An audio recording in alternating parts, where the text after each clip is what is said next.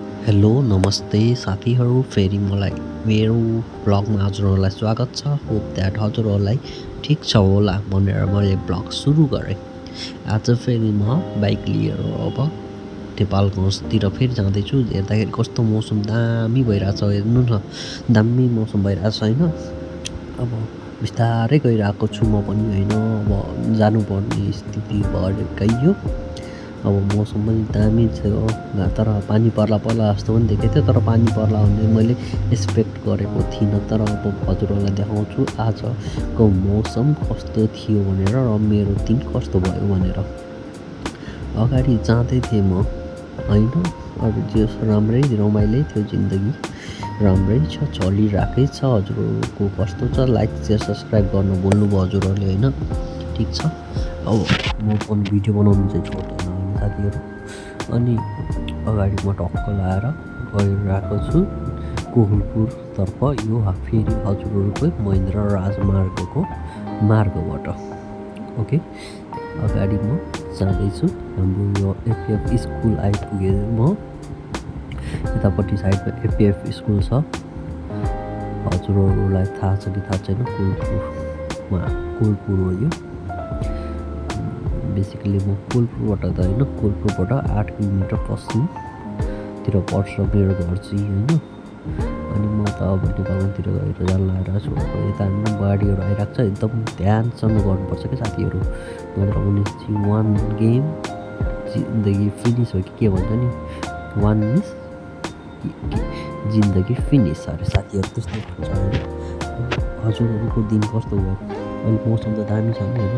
यो हामीहरूको 10 बिघा भन्छ नेपालगञ्ज मेडिकल कलेजमा आइपुगेँ म साथीहरू, हेर्न सक्नुहुन्छ त्यो medical college, Nepalgunj medical college हो यो चाहिँ। अगाडि देखेको भवन चाहिँ होइन, अब त्यहाँदेखि अब हामी अगाडि लाग्छौँ। यसलाई 10 बिघा पनि भन्छन् होइन, यो 10 बिघामा फैलिएछ भनेर भन्छ क्या मान्छेहरूले होइन, त्यही भएर यसलाई 10 बिघा भनेर मैले त हाम्रो यतातिर मेडिकल कलेज भनेर खास अहिले चिन्छ, नत्र हामी पहिलेदेखि 10 बिघा भन्थ्यो होइन, 10 बिघै भनेर चिन्छ क्या। अनि त्यसपछि अब यतातिर यतापट्टि न्यु रोड जाने बाटो अब म नेपालगञ्जतिर लागेँ साथीहरू। मौसम हेर्नु त एकदम राम्रो सफा देखिरहेको थियो, एकैछिनमा कहाँबाट कालो बादल भएर यस्तो डेन्जर छ के बाटो पनि। तर त्यस रमाइलो हुन्छ यो बाटोमा, एकदम ध्यानसँग कुदाउनुपर्छ। म चाहिँ अब यता नेपालगञ्ज आइपुगेको छु साथीहरू, हेर्न सक्नुहुन्छ। अब पानी कस्तो डेन्जर पर्छ, सोचेकै थिएन कि यस्तो ठुलो पानी पर्छ भनेर। त त्यो पनि म एक्सपेक्टेड के विदाउट एनी हुन्छ नि, बिनलाई यस्तो भइदियो क्या, पानी यति ठुलो परिदियो होइन। अब काहीँ पर्छ यस्तरी भिज्यो नि साथीहरू, आमामा पुरै छोडिदिनु, चिसोले भोक्रक्कै बनाइदियो। अनि त्यसपछि अब भिज्यो पनि, अब भिजिहाल्यो, ल जाऊँ न त भनेर गइहाल्यो। अब के गर्ने, कहिलेकाहीँ भिज्दाखेरि केही पऱ्यो। गर्मी पनि यति साह्रो थियो, गर्मी हिजो अस्ति पानी परेर आज चिसो मौसम भइरहेको छ यता हाम्रोतिर। हजुरहरूकोतिर पानी परेछ कि परेको छैन कमेन्ट गर्नु होला। कहाँबाट हेर्नुभएको छ प्लिज लाइक सेयर सब्सक्राइब गरेर कहाँबाट हेर्नुभएको छ त्यो पनि भनिदिनु होला है। हजुरहरूले माया गर्नुभयो भने ठिक छ, माया गर्नु भन्यो भने त अब मजै आउँदैन क्या। म अब यतातिर जाऊँ भन्ने सोचिरहेको थिएँ, तर गइएन होइन, अगाडि बढिरहेको छु म साथीहरू। अब जिन्दगीले कहाँसम्म पुऱ्याउँछ, कुन मोडमा पुऱ्याउँछ थाहा छैन, ठिक छ हेर्दै जाऊँ। अब म आइपुगेँ गणेशमान चोक। यहाँदेखि त पानी त यस्तरी परेछन्, यस्तरी परे कुरै छोडिदिनु साथीहरू। बाइक पनि पुरा भिज्यो, मान्छे पनि भिज्यो, न रेनकोट लिएर गएको थिएँ, न केही पनि नलिएर गएको मान्छे। हेर्नु अब ठाउँमा त रोक्नु पर्ने, रोकिनँ मैले त। अब जे होला भनेर अगाडि गइयो क्या। हेर्नु न पानी कति डेन्जर परिरहेको छ, लास्टै भिज्यो नि आज त। अब सोचिरहेको थिएँ भिजिन्न होला भनेर, अब भिज्यो, ठिकै छ। त्यही पनि अब काम त गर्नु पऱ्यो, त्यस्तो इमर्जेन्सी काम पनि थिएन, तर सानोतिनो काम थियो, त्यही भएर गएको थिएँ म यता नेपालगञ्जतिर। प्रायः जस्तो मेरो नेपालगञ्जतिरै काम परिरहेको हुन्छ, गइरहेको हुन्छु। त अब त्यति साह्रो जान मिल्दैन। अन्त नयाँ भिडियो पनि ल्याउँछु भन्ने खोज्छु, तर मैले अलिक फुर्सद पाएको छैन साथीहरू। फुर्सद पाए पनि म नयाँ भिडियो पनि लिएर आउँछु। अब पानी यस्तरी चुटेछ नि मलाई हजुरहरूले इमेजिन गर्नै सक्नुहुन्न क्या।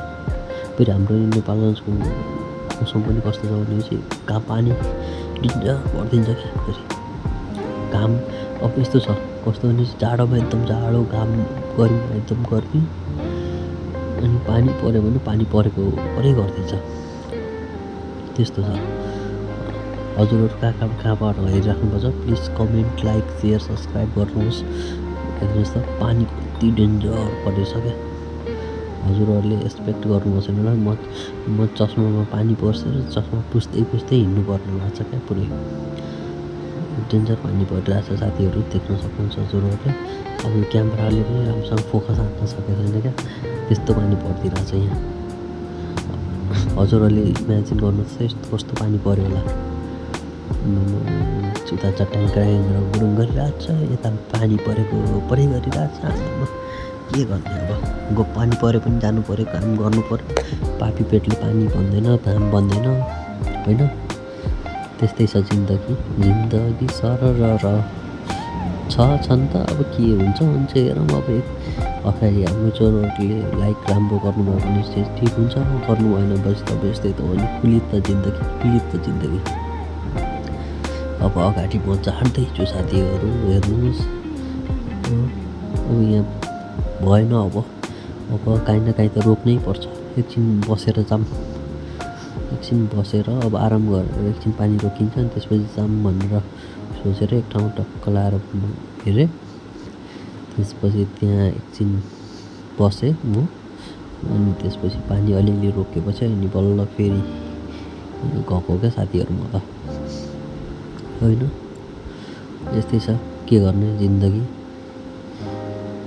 घाँटी ठाडो, मान साडो, यस्तै रहेछ जिन्दगी।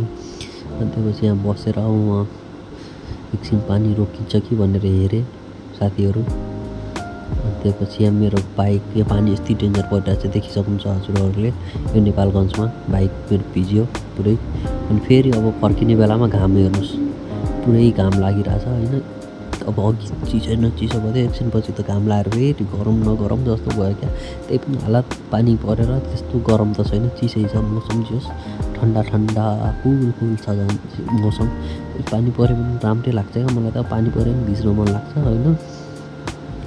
यस्तै हो रमाइलो। कहिलेकाहीँ त भिज्दाखेरि केही फरक पर्दैन, जहिले पनि भिज्दाखेरि रमाइलो त हुँदैन, कहिलेकाहीँ भिज्दाखेरि केही फरक पर्दैन। त्यसपछि फेरि म घरतिर फर्केँ साथीहरू।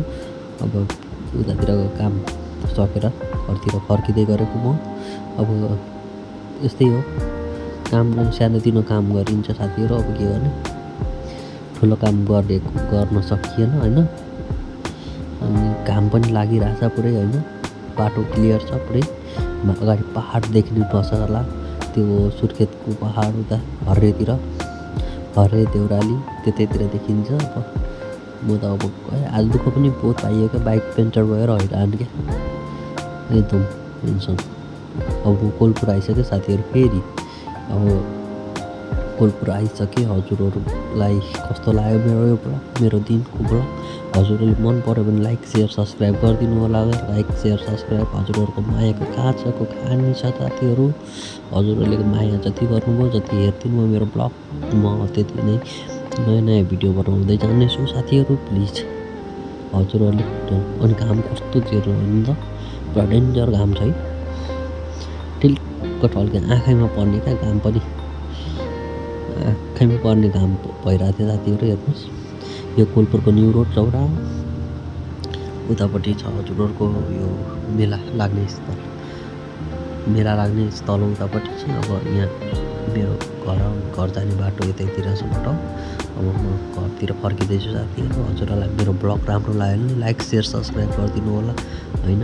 भिडियोलाई माया गरिदिनु होला। अरू त म केही भन्न सक्दिनँ, कमेन्ट गरिदिनु होला कहाँबाट हेरिराख्नु भएको छ। हेरेको भए ठिक छ, हेरेको भए कमेन्ट गर्नु होला। हजुरहरूको माया जति पाउँछु म त्यस्तै भिडियो बनाउँदै जान्छु। कहिलेकाहीँ अल्छी लाग्छ क्या, हजुरहरूले माया गर्नु भएन रहेछ होइन, बनाउनु मन लाग्दो रहेछ क्या है साथीहरू। प्लिज लाइक सेयर सब्सक्राइब गरिदिनु होला। See you on next video. Thank you so much. Bye bye. Have a good day.